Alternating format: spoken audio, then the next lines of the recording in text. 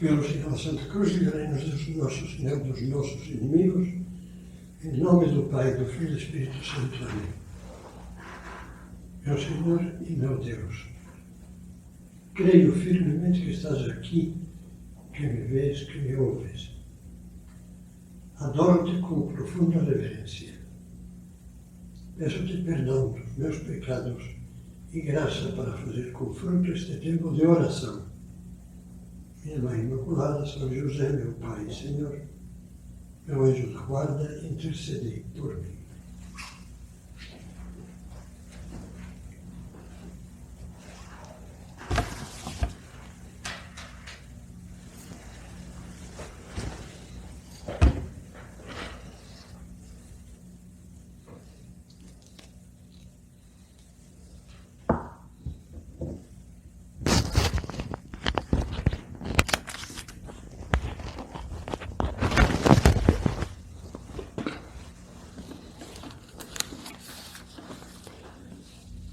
Vamos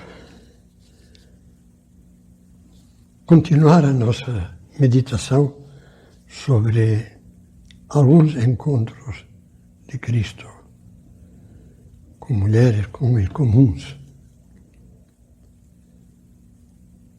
3 vezes os evangelhos nos falam dos encontros de Jesus com Marta, Maria e Lázaro. Uma família amiga, que tinha um lar em Betânia, a 3 quilômetros de distância de Jerusalém. Os 3 relatos sobre o encontro de Jesus com esta família não significam as únicas vezes que Cristo esteve lá com eles, porque sabemos, pelo próprio Evangelho, que esteve dezenas de vezes. Quando ia a Jerusalém, normalmente, junto com os apóstolos, alguns pelo menos, se dirigia a pé a Betânia e lá passava a noite. E vamos meditar agora, fazendo oração intimamente, pensando em nós, não só teorizando. Vamos meditar o primeiro encontro que é descrito no Evangelho.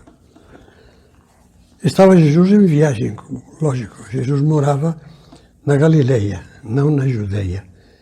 E Betânia está ao lado da capital da Judeia, Jerusalém. Estando em viagem, entrou numa aldeia. E certa mulher chamada Marta, é a primeira vez que se refere a esta família, recebeu em sua casa. Está claro pelo Evangelho que Marta fazia de dona de casa. E Maria era de menos idade que ela, e Lázaro devia ser bem jovem. E os pais provavelmente Deus os tinha chamado deste mundo.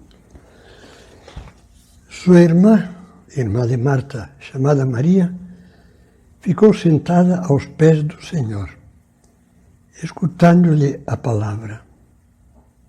Nós podemos imaginar esta moça, todos sentados perto uns dos outros, olhando fixamente para Jesus, talvez sentada no chão, ou numa almofada no chão, e olhando e bebendo as palavras de Jesus. Marta estava ocupada pelo muito serviço, porque tinha que preparar alimento para a família dela, esses 3 irmãos, para Jesus e talvez para um bom grupo de apóstolos que acompanhavam Nosso Senhor. E Marta andava atarefada e perdeu a paciência. Parando por fim, disse: Senhor, a ti não te importa que minha irmã me deixe assim sozinha, com todo o serviço? Tinham tanta confiança em Jesus que até podia reclamar. É muito típico de uma dona de casa reclamar, aliás. E Jesus a escuta e ela lhe diz a ela que me ajude. E que respondeu Nosso Senhor? Marta, Marta, tu te inquietas e te agitas por muitas coisas. No entanto, uma só coisa é necessária. Maria escolheu a melhor parte que não lhe será tirada. Estas palavras de Jesus, ao longo dos séculos, geraram bastantes interpretações incorretas. Como se Marta e Maria fossem duas personalidades contrapostas. Marta significaria o ativismo, a pessoa que vive no mundo, que cuida do lar, que vai fazer compras, que volta, que tal. E Maria, a contemplativa, que estava atenta às palavras do Nosso Senhor, contemplando no silêncio, ela em silêncio, meditando. E a partir dessa interpretação, se chegou a umas conclusões erradas. Já havia isto São Francisco de Sales, faz muitos séculos. A conclusão errada é que a plenitude da vida cristã era própria dos que tinham toda a vida voltada para Deus, dedicada a Deus, a nada do mundo. Toda a vida dedicada a Deus, num convento, num mosteiro ou no sacerdócio. E depois estavam os que tinham a vida no mundo em que seria muito difícil se santificar, e então o que se pedia aos que estavam no mundo era que cumprissem os mandamentos, que se confessassem, que fossem à missa, e como se fossem cristãos de segunda categoria. E Deus quis desfazer esse equívoco, sobretudo através de santos e de almas muito boas, e de intelectuais católicos muito bons, mas sobretudo, por intermédio de um santo, São José Maria Escrivá, ao qual o Papa João Paulo II, quando o canonizou, na homilia da própria canonização, o chamou o santo do cotidiano. São José Maria Escrivá, no dia 2 de outubro de 1928, teve uma iluminação de Deus. Estava fazendo um retiro e de repente viu. Ele dizia exatamente assim, como se vê uma luz, quando se acende uma luz, viu. Viu o que Deus lhe pedia, o que mais tarde se chamaria Opus Dei. Mas ele viu o essencial, que Deus queria que ele fosse o pregoeiro de uma mensagem, que Deus chama à plenitude da vida cristã todos os batizados, todos, solteiros, casados, viúvos, padres, freiras, mães de família, trabalhadores rurais. Se lhe gravaram na alma, Deus gravou na alma de São José Maria aquelas palavras no Sermão da Montanha, quando Jesus dizia: sede, pois, vós perfeitos, como é perfeito o meu Pai que está nos céus. Uma coisa que impressiona, mas é impossível. Está falando para uma multidão que tem gente de todo tipo e diz que vocês estão chamados a ser perfeitos como Deus, como meu Pai. Não, Deus é amor. Está chamando à perfeição do amor dentro do possível a uma criatura humana que é muito. Mas diz, essa vocação para o amor, para a santidade, que é a plenitude do amor a Deus e ao próximo, isso é a santidade, não é uma auréola, nem é fazer milagres. Que, aliás, nenhum santo faz milagres. Nunca fez. Quem faz os milagres é Deus através, por intermédio deles, como instrumentos, mas só Deus os faz. Agora, todos chamados à santidade. Todos. E quando esteve aqui no Brasil, dizia, não vou me lembrar literalmente, mas dizia, santo também aquele que está com a carrocinha vendendo sorvetes, também. Santo aquela moça jovem que está ajudando nas tarefas do lar e passa o dia na cozinha. Santo, todos santos. Estão chamados a ser santos. E explicava isto de uma maneira muito clara, numa homilia que pronunciou no dia 8 de outubro de 1967, diante de uma multidão de professores e estudantes, multidão digo porque eram centenas, talvez mais de 1 milhar de pessoas, no campus da Universidade de Navarra. Essa homilia se encontra no site Opus Dei e escuta-se a voz do próprio São José Maria pregando essa homilia. Além disso, foi publicada aqui no Brasil pela editora Quadrante. Se chama Amar o Mundo Apaixonadamente. E, entre outras muitas coisas, o que diz São José Maria nessa homilia? Qual é o lugar da existência cristã? Será o convento? Será só a igreja? Haverá 2 tipos, ele não diz, digo eu agora, 2 tipos de cristãos, os seletos que estão voltados para Deus e com uma união especialíssima com Deus, e os que são simplesmente a plebe. O cristão de missa de domingo ou de missa de vez em quando, ou, como dizem tantos, olha, eu não vou à missa, sou católico. Não, agora faz anos que não vou à missa, mas eu fui batizado, fui crismado. Fiz a primeira comunhão e fui coroinha. Naquela época, coroinha eram só os meninos, não as meninas. E pronto, não existe, isso não existe. Como responde São José Maria?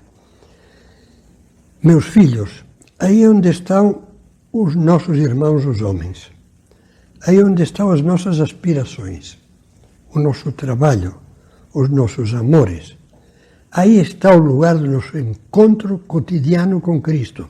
Então não é na igreja, não, é na rua, é no ônibus, é no metrô, é no escritório, é na oficina, é no consultório.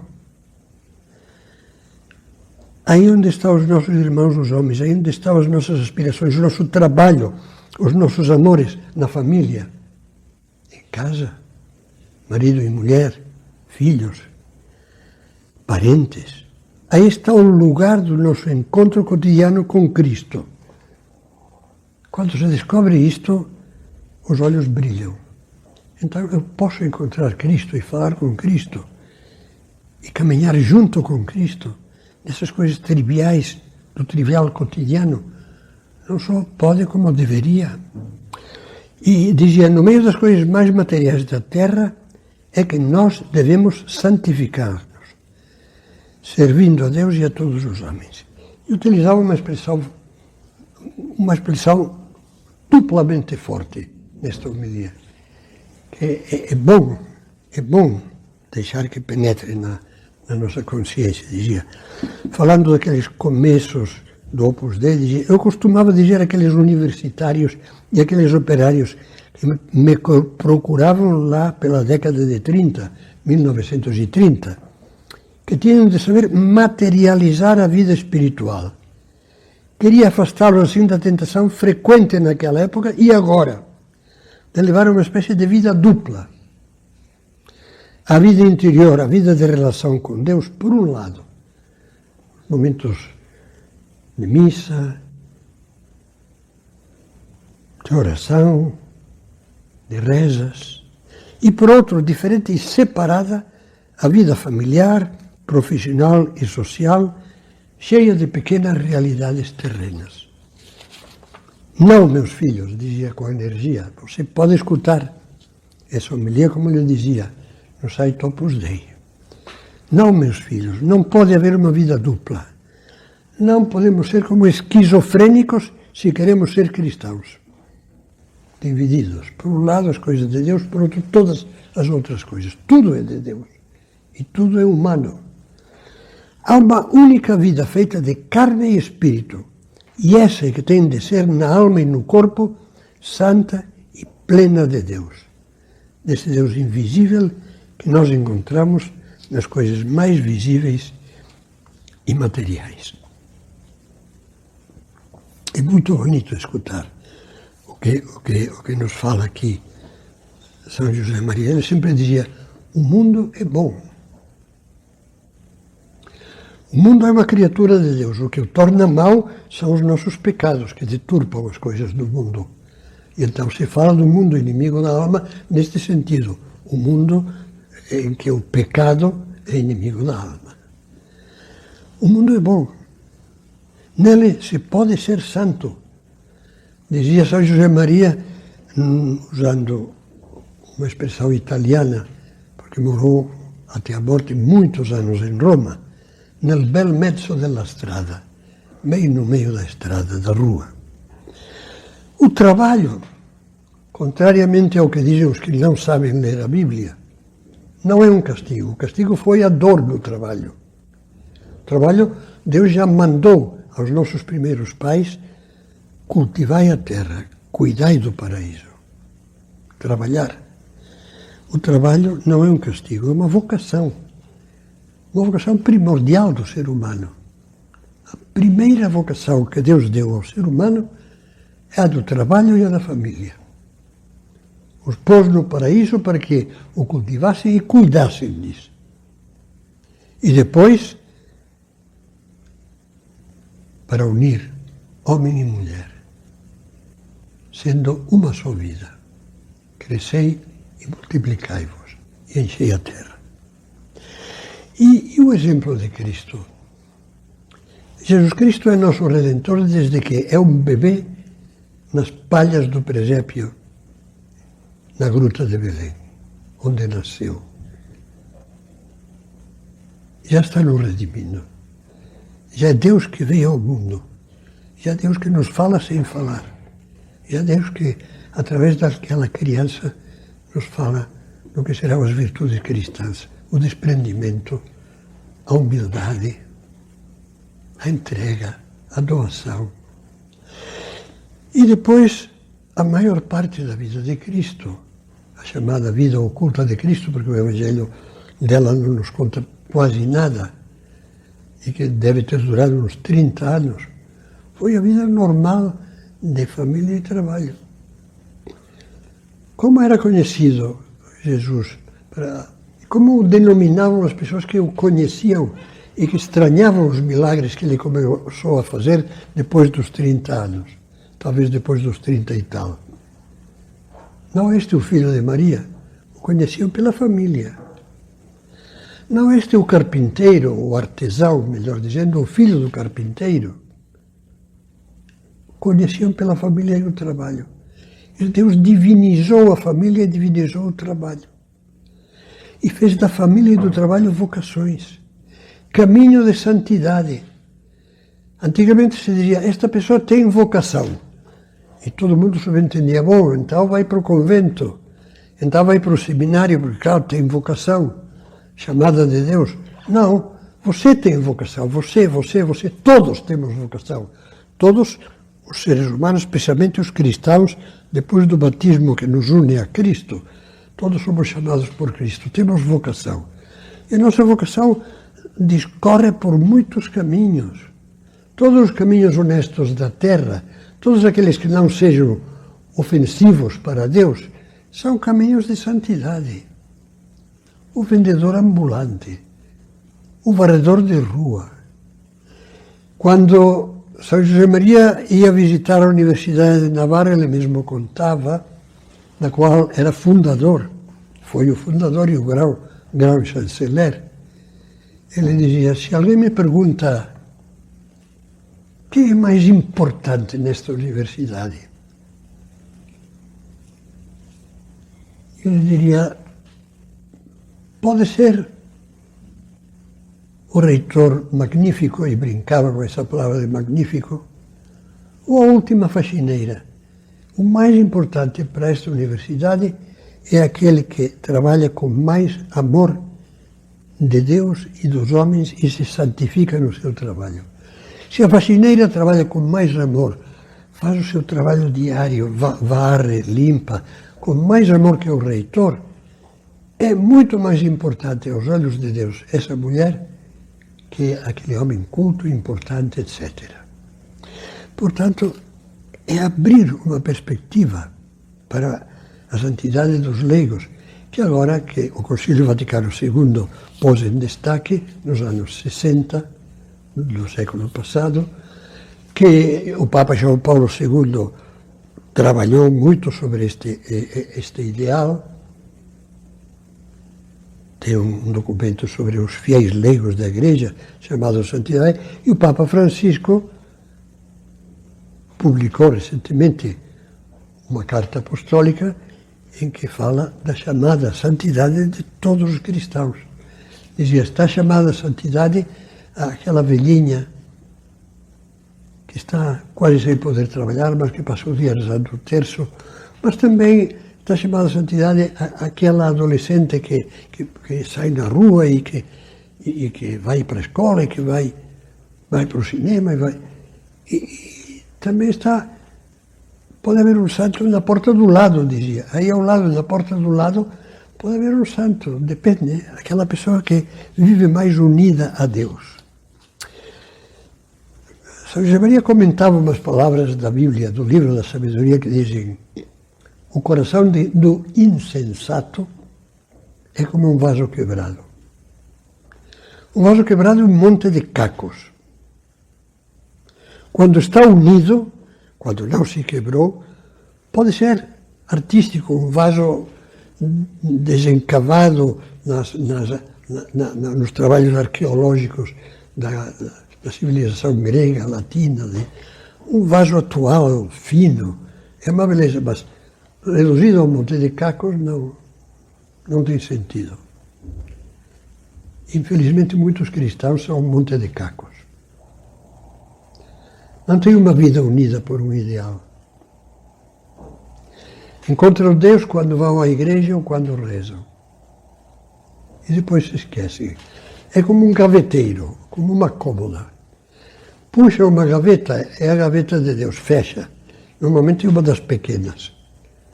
Depois puxa outra gaveta enorme, é a do trabalho profissional, tal. Puxa outra, é a do esporte, das distrações, do descanso. Puxa outra, e Deus está fechado, fica trancado na gavetinha. Isso é uma barbaridade. Deus está no esporte, Deus está na Olimpíada, Deus está no campo de futebol, Deus está, já falávamos, em todos os trabalhos honestos. E assim São José Maria dizia e com toda razão: tenho ensinado constantemente, com palavras da Escritura, qualquer modo de evasão das honestas realidades diárias, quer dizer, de não levar a sério, pensando em Deus, querendo oferecer a Deus, é coisa oposta à vontade de Deus. Deus nos espera cada dia, no laboratório, na sala de operações de um hospital. Agora, quanta gente na UTI. No quartel, na cátedra universitária, na fábrica, na oficina, no campo, no seio do lar e em todo o imenso panorama do trabalho. Não esqueçam nunca, dizia, há algo de santo, de divino escondido nas situações mais comuns, algo que a cada um de nós compete descobrir. Eu lembro muitas vezes do que me aconteceu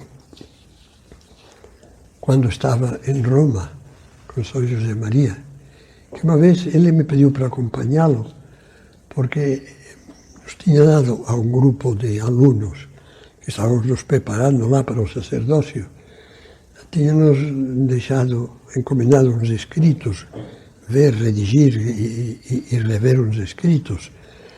E estávamos indo para o lugar onde estava a pessoa redigindo. E era uma sala alta, como uma espécie de torre quase do edifício da Vila Tevere, chamado, que tinha muitas janelas, estavam abertas. Não lembro a época do ano, mas devia ser ou março, abril, inventava muito. Eu entrei, deixei a porta aberta, deixei passar São José Maria, lógico, cedi a passagem e deixei a porta aberta. Ele se voltou para mim, fechou suavemente a porta e, sem humilhar, com muito carinho, sorrindo, disse: Provavelmente você nunca tinha pensado que se pode fechar uma porta com amor de Deus, por amor a Deus. Tudo, até as coisas mais pequenas. Fazei tudo por amor, dizia. Assim não há coisas pequenas, tudo é grande. Os trabalhos, as tarefas do lar, os pequenos serviços do dia a dia, vivendo com um pensamento frequente em Deus. Meu Deus, me ajuda a trabalhar bem, me ajuda a cumprir esse ofício muito bem. E há algo de divino no lar, que Deus também pede. Encontre Deus no lar. Onde? No seu marido, na sua esposa, naquilo que você não passará ao largo, como se não visse, mas captará, perceberá que ele ou ela está precisando neste momento. E aquele filho e aquela filha, e em vez de dizer estou cansado, já não aguento mais, mira, não. Sorrirá, e esse sorriso já é um ato de amor, e procurará conversar um pouco, atender, corresponder ao que você adivinhou que a pessoa está esperando. Não vou me alongar mais nesta meditação, mas sim vou citar ainda uma frase muito breve de São José Maria. Queres de verdade ser santo? Cumpre o pequeno dever de cada momento. Faz o que deves e está no que fazes. Faz o que deves, vendo no dever a vontade de Deus. Trabalho bem feito, vida familiar bem vivida. Faz o que deves e estar no que faz, quer dizer, estar pondo atenção naquilo sem distrações, sem ter 20 coisas e sem ficar como a pobre Marta, agitada. Tu te agitas e te angustias por muitas coisas. Uma só coisa é necessária. Maria escolheu a melhor parte. Estar voltada para Cristo. E você pode estar voltado para Cristo nas coisas mais insignificantes do dia, fazendo por Ele, fazendo com Ele, fazendo para Ele. Nossa Senhora viveu a vida inteira assim, uma vida simples, vida de lar, cuidado de Jesus, cuidando de São José, enquanto José viveu, e também São José Maria. Eu cito tanto porque ele foi o grande farol, desde o século passado, o grande farol que iluminava essa doutrina, que afinal é a doutrina da Igreja, que você encontrará nos documentos do Concílio Vaticano II. Ele dizia, isto é o que explica a vida de Maria. Um amor levado até o extremo, feliz de estar onde Deus a quer, cumprindo com esmero a vontade divina. Nossa Senhora, esse foi o programa da tua vida. Minha mãe, faz que seja o programa da minha vida também.